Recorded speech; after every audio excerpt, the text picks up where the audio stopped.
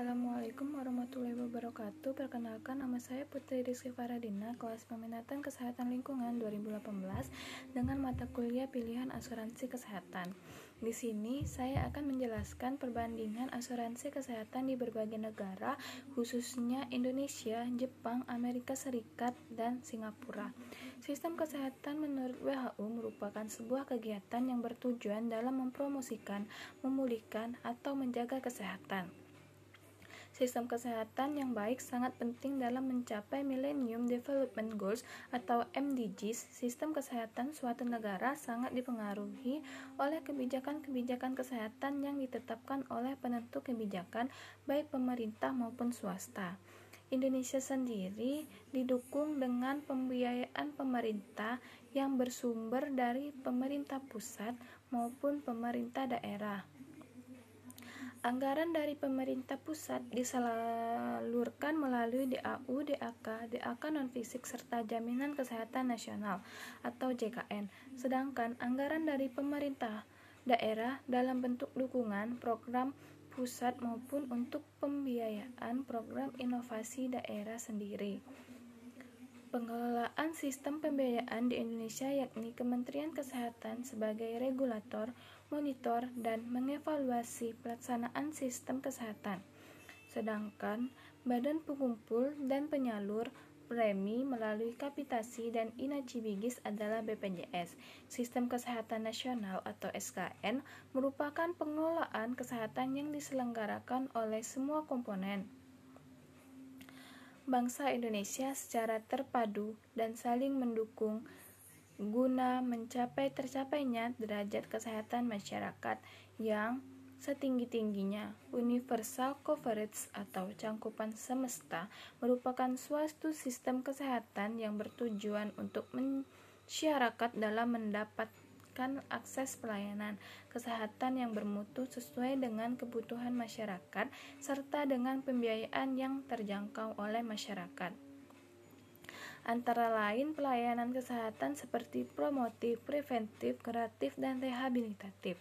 Cakupan semesta terkait sistem pembiayaan terbagi atas 3 kategori, yaitu pembayaran tunggal atau single payer, pembayaran ganda, two-tier dual healthcare system, dan sistem mandat asuransi.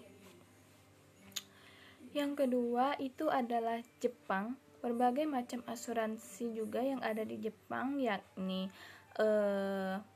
National Health Insurance dikelola oleh pemerintah, yang mana asuransi ini ditunjukkan untuk masyarakat yang sudah pensiun, orang usia lanjut kurang dari 75 tahun, masyarakat yang tidak mampu, serta masyarakat yang menganggur.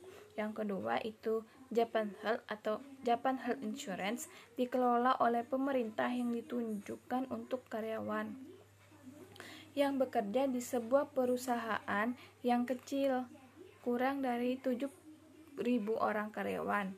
Yang ketiga itu ada Association atau Union Administrated Health Insurance dikelola oleh swasta juga yang ditunjukkan untuk karyawan yang bekerja di perusahaan besar, sekitar lebih dari 7.000 orang karyawan.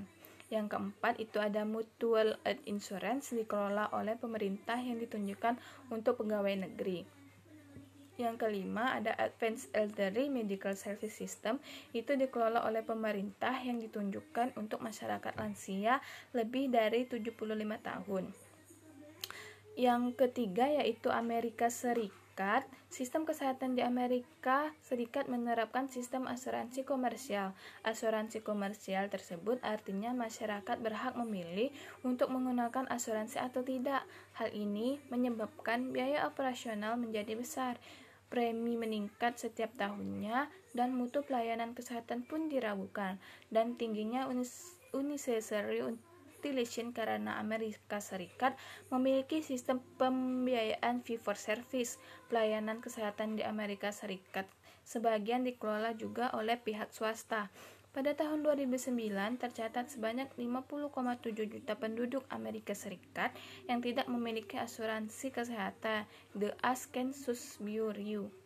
Penduduk yang tidak tersentuh asuransi tersebut salah satunya berasal dari masyarakat kalangan berpenghasilan menengah ke bawah. Hal ini menyebabkan perusahaan banyak mengalami bangkrut dikarenakan mahalnya pembiayaan kesehatan. Selanjutnya yaitu negara Singapura. Singapura memiliki sistem non-dimodifikasi kesehatan universal di mana pemerintah menjamin keterjangkauan pelayanan kesehatan dalam sistem kesehatan masyarakat, terutama melalui tabungan wajib, subsidi, dan kontrol harga. Sistem pelayanan kesehatan semesta di Singapura menggunakan kombinasi tabungan wajib melalui potongan gaji atau payroll tax yang didanai perusahaan dan pekerja swasta, skema asuransi kesehatan nasional, dan subsidi pemerintah dalam rencana asuransi kesehatan dinasionalisasi dikenal sebagai Medisave. Dalam Medisave, setiap warga negara terakumulasi dana yang secara individual dilacak, dan dana tersebut dapat dikumpulkan di dalam dan melintasi seluruh keluarga. Jenis asuransi kesehatan di Singapura yaitu Singapura Asuransi Kesehatan Pribadi, Singapura Family Asuransi Kesehatan, Singapura Medical Group Asuransi, Singapura Travel Medical Insurance, Singapura Guru Asuransi Kesehatan. Baiklah, sekian penjelasan dari saya. Saya mohon maaf jika ada kekurangan. Saya ucapkan terima kasih. Assalamualaikum warahmatullahi wabarakatuh.